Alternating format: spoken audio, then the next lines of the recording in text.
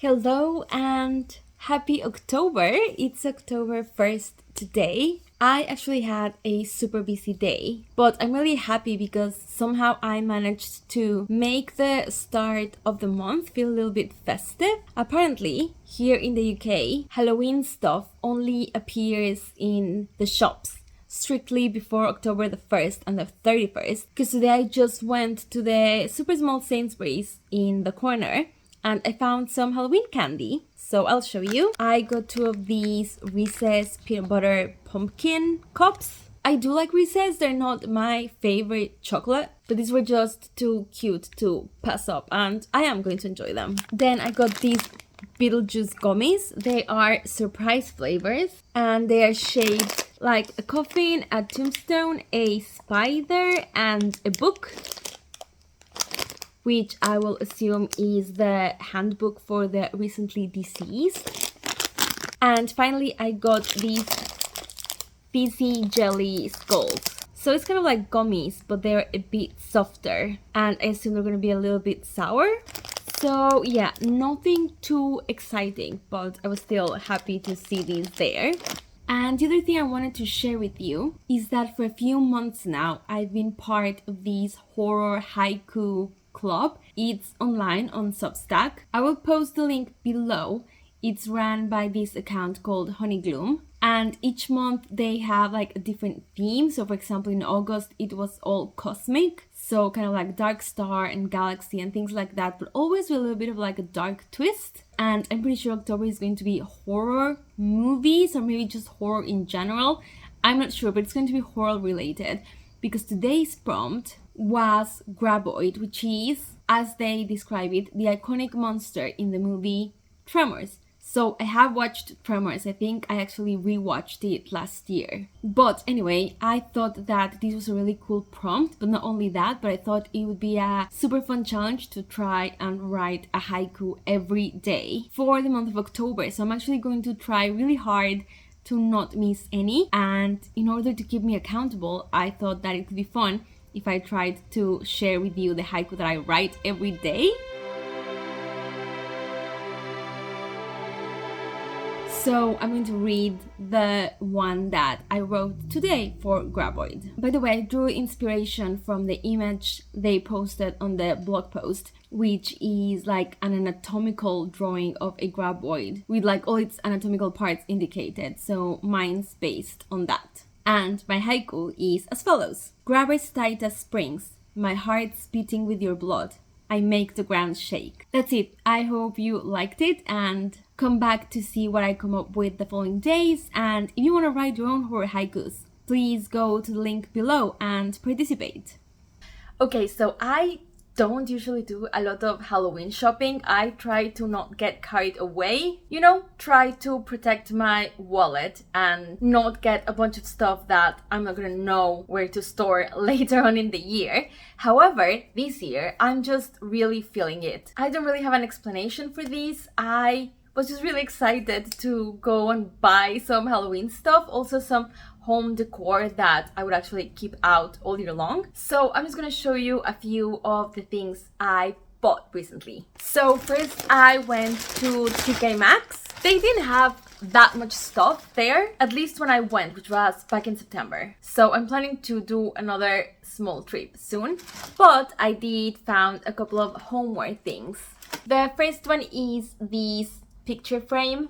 I like that it's silver toned but not too shiny, and it just has the skulls on the corner, so it's kind of like understated Halloween, and it's more just like a gothic home decor. Then I got a bowl, or kind of like pasta dish, I guess. It's so cute. It's this skull design, just leaves on the outside and then more kind of Dia de Muertos style. I forgot to say both these and the picture frame were £5. And finally, I bought a candle. This is also something that I rarely buy, but I just really liked this one. It's again silver toned, just like a skull hand wrapping around the glass. This was £13. I always think that candles are overpriced, but this one also smells really nice, so yeah, it's just cute. And then from Next, I just got some pajamas. They're actually men's pajamas, but doesn't really matter.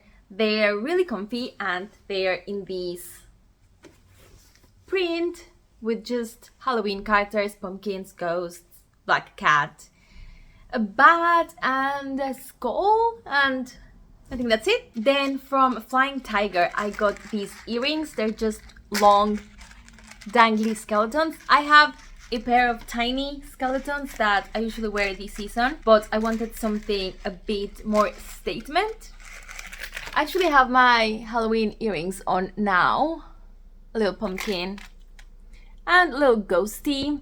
So I thought these would just pair up really nicely. And then I got a few bits from Primark. First, I got this Beetlejuice t-shirt with just the logo in the front and then Beetlejuice's huge face in the back. Actually, I just rewatched Beetlejuice, the original, last week. I hadn't really watched it since I was a kid, and I'm not even sure I watched the whole thing from beginning to end. I would usually just watch whatever was on TV at the moment. I didn't realize Beetlejuice was such a creep, like being all weird to the wife, whose name I forgot, and then obviously wanting to marry an underage Lydia. So I don't know how I feel about having his huge face plastered in the back of my t-shirt, but this is really soft and comfy, so it's just something I'd wear around at home or like under jumper. So I don't think it really matters. And the last thing I got is these Halloween hoodies, so just like iconic on the front, and then it has the exact same graphic in the back. Primark hoodies are always super soft, so this is gonna be super comfy and perfect for the festive season. This is day 2 of writing a horror haiku. The prompt for today was The Mummy, which is really cool because if you watched my previous blog, you'll know that I've been thinking about mummies. So I came up with this. Wrapped in cloth and oil, body and soul stay intact, immortal, alive. Tomorrow I have another session in my writing horror short stories course, and the homework for this week is to read The Lottery by Shirley Jackson. So that's what I'm going to do right now. I have this collection of her short stories, and The Lottery is quite a classic that I've never read. Unfortunately, I've gotten mild spoilers for it, so I'm kind of upset that I won't be able to get the full experience, because I know that the reveal in this story is supposed to be one of the greatest reveals in the history of horror fiction. So yeah, that's a bit of a bummer, but I do love Shirley Jackson's writing style, so I think I'll have a nice time. I don't know if by the end of it I'll be too tired to give my review, but if I don't do it tonight, I'll do it tomorrow. So definitely hang around.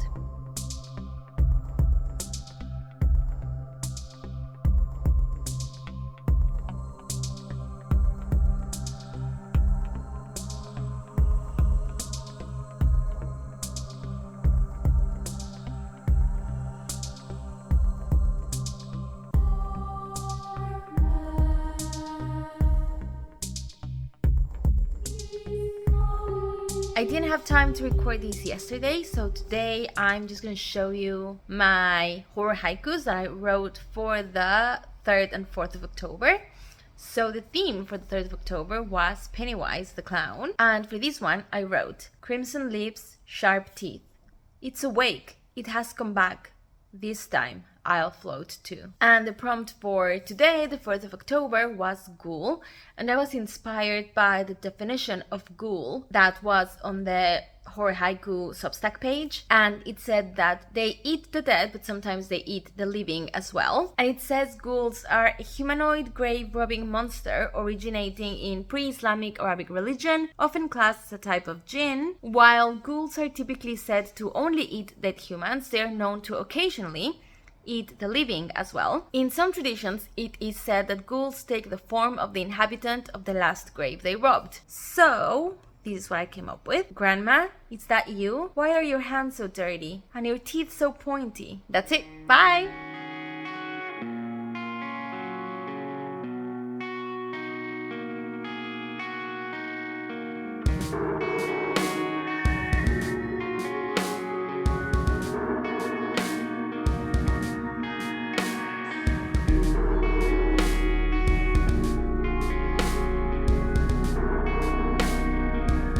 Good morning, It's the first weekend of October, so I'm excited. I'm quite busy today. Now I'm just gonna get some coffee and then I'm hoping to get to the gym and then maybe one last bit of Halloween shopping. I also want to do some clothes shopping because I need some new things for the autumn season because my clothes from last year didn't really fit me anymore. So we're gonna do that. Say hi, puppy!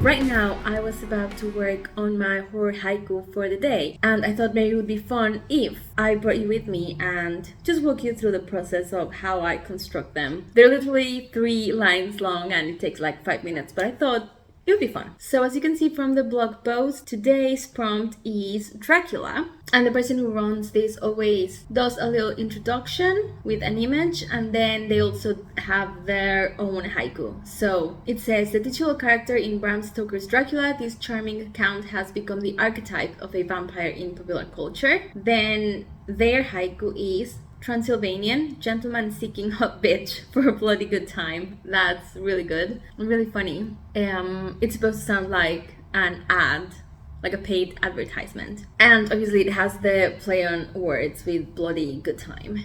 And then it says, traditionally vampires were stinking, rotting revenants that drained the life of their victims. Not through the consumption of blood, but of energy. We have Dracula to thank for sway bloodsuckers around today. Okay. So here is where I keep track of my haikus, and the first thing I do is try to think of a story. Even though it's just 3 lines, it really helps to imagine a scenario or a situation. And then I try to think of cool words or cool alliterations or anything that language-wise kind of like stimulates my creativity. So when I was thinking just now, the word I came with was kryptonite.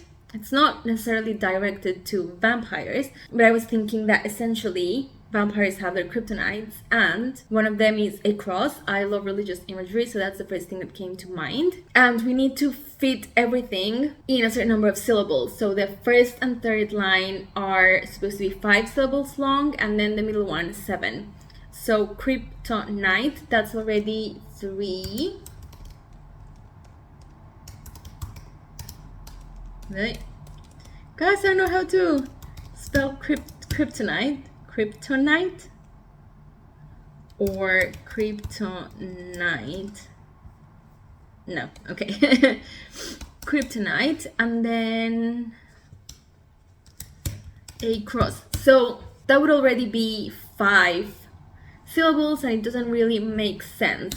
So I'm gonna move a cross as the ending of the middle line, if that makes sense. And then the story I told myself is that I'm a religious woman, I guess, that's been attacked by a vampire, and obviously because I'm religious, I have a cross around my neck. So that's kind of what I'm going for. Around my neck, a cross. That could work. And then you have 2 syllables to link it with the word kryptonite. So I'm tempted to just think of a few different options, but it's just best to write. So one thing I really like to put in haikus is exclamations or incomplete sentences, just like keywords. So I was thinking of God, because God's kind of like in the cross. However, I don't like this because it's very godly. I'd like to think of something with a bit more conflict. So the new image that has appeared in my head is the vampire leaning in for the neck bite and accidentally biting the cross. You lean in for a kiss. That's 6 syllables. Leaning in for a kiss. No, that's also 6. You come in for a kiss. Come in for a kiss. Okay. So the sentences don't have to be like grammatically complete. They just need to convey the meaning. So I think I got it. Now we've shifted to me speaking to the vampire. So I say, come in for a kiss. Around my neck, across. You'll bite kryptonite. Perfect. Okay, so I think we've got it. The finished product is come in for a kiss. Around my neck, across. You'll bite my kryptonite. I kind of like it. It's kind of subversive in some way. And yeah, I just noticed from when I started recording, it's been 8.5 minutes and I've stopped to repeat a couple things and think for a bit. So this is just a really fun activity anyone can do. So if you had fun, I would encourage you to write your own. Please go to this person's Substack because they put a lot of effort in coming up with prompts and haikus for the community. But do let me know if you write one and I'll go and like it. Okay, bye! I completely forgot to say that it's 8 p.m. now. I had such a busy day. I did manage to do the gym and all my shopping. I won't show you the Halloween shopping because for reasons that are too boring to explain, I don't have it with me right now. And then I did buy some stuff from Uniqlo, but it's not fun at all. You know, Uniqlo is just basics, so that's literally what I got. But because I am on my own tonight, well, it's just me and the dog. She's gonna nap and I'm gonna watch a possession or like an exorcism movie, probably like a really cheesy exorcism movie, because I don't know anyone who goes as hard for cheesy exorcism movies as I do. So I think now's the chance to do it.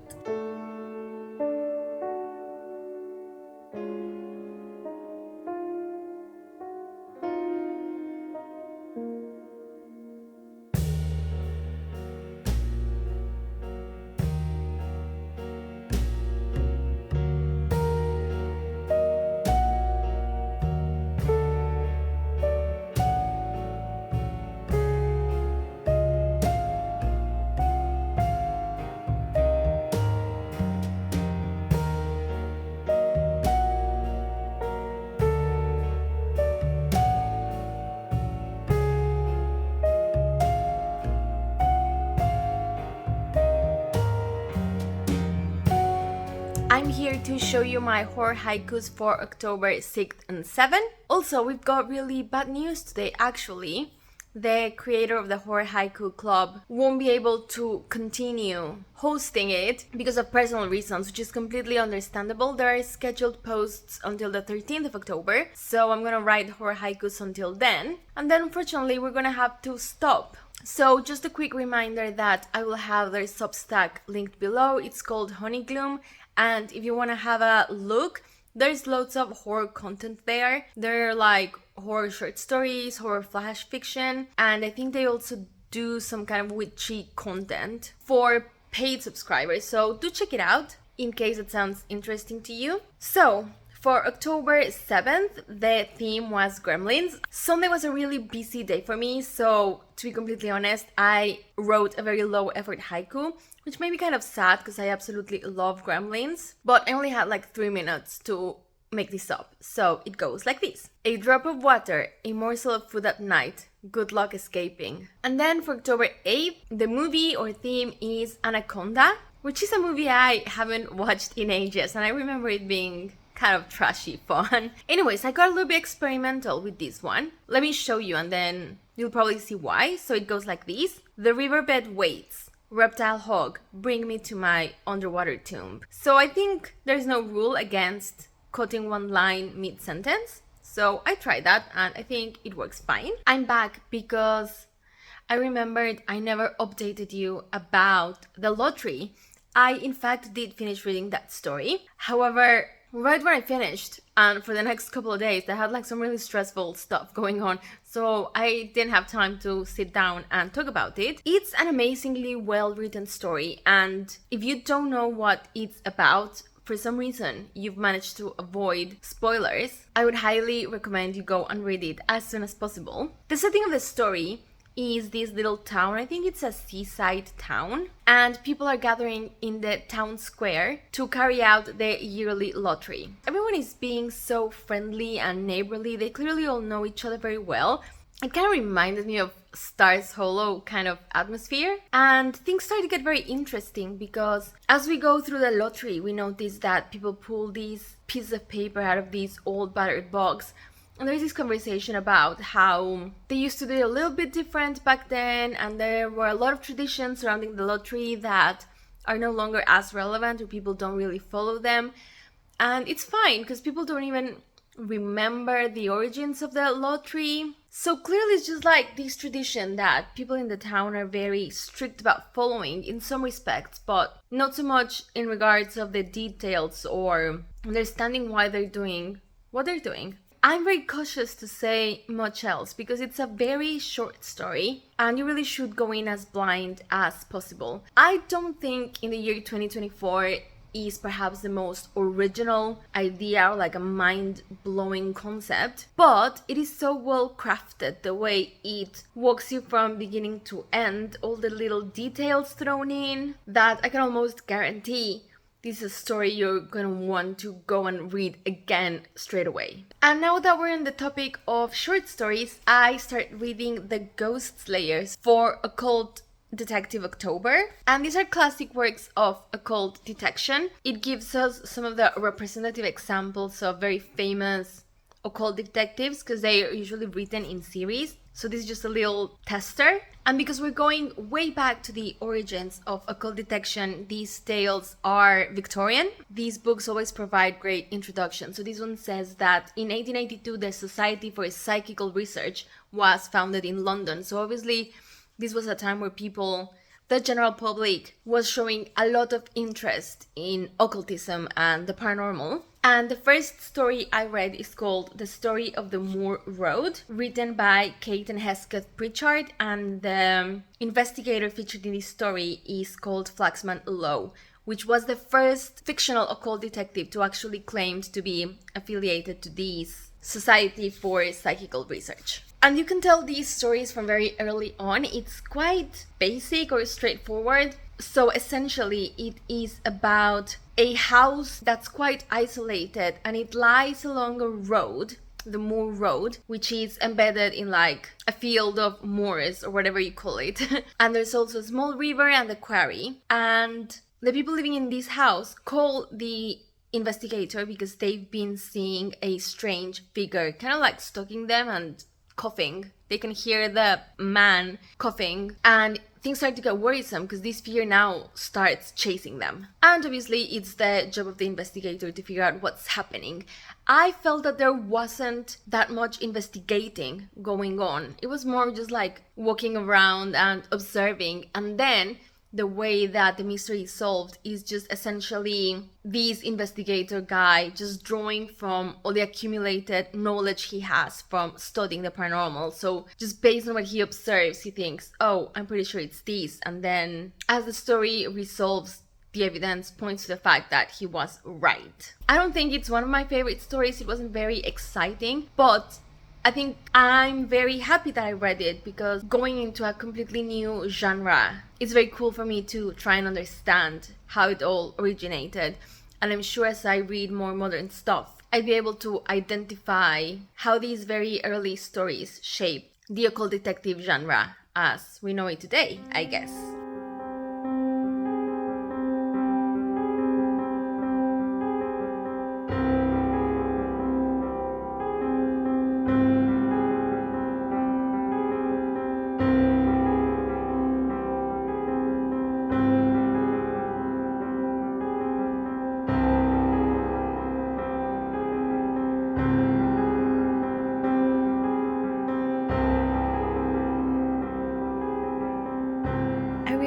I've completely forgotten to tell you about all the movies I've been watching. So first, just on my own, I watched The Unholy. And as I mentioned earlier in the vlog, I chose this one when I was looking for something to watch that was silly and satanic. Although I didn't have very high expectations of this movie, I was still slightly disappointed. These had all the ingredients to be the kind of movie I automatically love. It has a journalist character that's trying to find a story about something supernatural happening. And he's actually trying to revive his career because he basically destroyed his own reputation when he was caught faking or like helping people fake a supernatural event that he reported on. So that's the type of character that I always just love for some reason. And then he comes into this town where this girl who's deaf and mute suddenly one day starts talking, and she says that it's the Virgin Mary who's speaking through her. And she starts performing these miracles. So then the Vatican gets involved and it's like a huge thing, and this reporter guy knows that he's got the big story. However, for some reason, the story just felt super flat. Like the way I'm telling it to you now, it sounds like something I want to watch, but it just didn't work. I don't know, it was kind of boring and predictable and just kind of shallow, so it was fine, you know, just to pass the time. Then I had the spooky night with my friend where we made jack-o'-lantern pizzas and we watched 2 movies. The first one we watched was Trap, and we knew full well that this was going to be bad. We didn't have any expectations for it, and we actually had a lot of fun. This is about a man who has taken his daughter to this concert of like a huge pop star, kind of like Taylor Swift. I think she's meant to kind of represent like a Taylor Swift. And then he finds out that there is a police operation going on in this concert because they're trying to trap a serial killer. And they've received an anonymous tip that the serial killer is going to be there at the concert. And then we just immediately find out that he's a serial killer. So now we follow him as he tries to escape. It's really silly. It's really over the top. The dialogue is bad. But as I said, we had fun. And I don't know to what extent the filmmakers were self-aware that this was really silly. But if they were, then I think they did a good job. Actually, the main actor guy, I don't know his name, I'll look it up now. But I really enjoyed his performance because he made these very theatrical, stereotypical bad guy facial expressions. But you can tell that he's actually a really good actor because the control he has over all the little muscles in his face must be really good to pull that off. So yeah, that was a blast. And then we watched this Belgian, I think, if not, I'll correct here, but I think it's a Belgian horror film called Yummy. And it's a classic zombie film. It's about this woman and her mom and her boyfriend. They are going to a clinic to get plastic surgery. Just the daughter and the mom are getting plastic surgery. The boyfriend's just there as moral support, I guess. But and this clinic seems kind of sketchy, obviously. And while they're getting ready for surgery, a zombie outbreak happens. And this is very classical flesh-eating, hobbling zombies. So don't expect anything particularly original, but it was really fun. It's also quite comedic, so I think it's even labeled as a horror comedy. And I know a lot of people are tired of zombies, and to an extent I am as well. As in, I don't think we need to be creating that much more zombie media, but I always enjoy watching it, and I think this one overall was a really fun time. It has really compelling characters, like it's easy to root for or against certain characters, and that always adds a bit of fun. So at some point I'll just insert the clips of me rolling the dice for those films and see where they leave me on the board. Bye!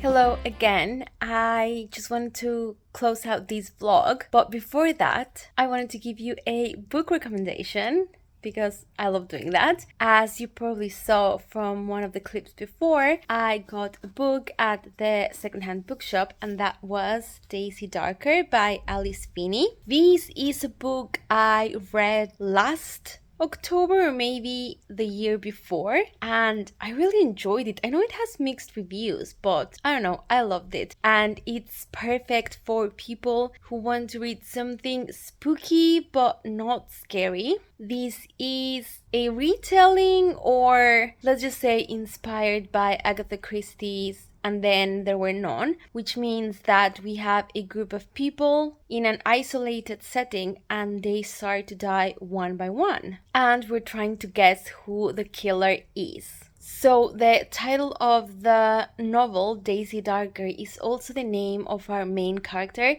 Daisy is headed to her grandma's house for her 80th birthday, which also happens to fall on Halloween. And this house is remote. I'm not sure if it's on an island. Yeah, it's on an island, and when the tide goes up, they're isolated there. They can't leave. So that's what happens. She's going there for a family reunion, and as we come to find out, the Darker family has a lot of dark secrets.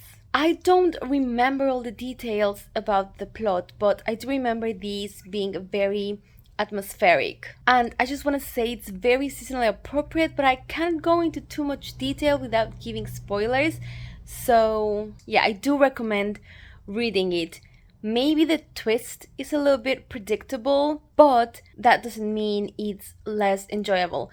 I am not like the most avid thriller reader, so I actually didn't guess the twist, and when it was revealed, I actually had to go back and read some of the earlier scenes to kind of understand how all the pieces of the puzzle fit together. So I had a lot of fun with it, and I think some of you may enjoy it as well. With that out of the way, I just want to say that I hope you're enjoying this time of year, and don't forget to pause and just enjoy the moment every once in a while, because it goes so fast. Let me know what you've been up to. I'd love to know, and I'll see you on the next vlog.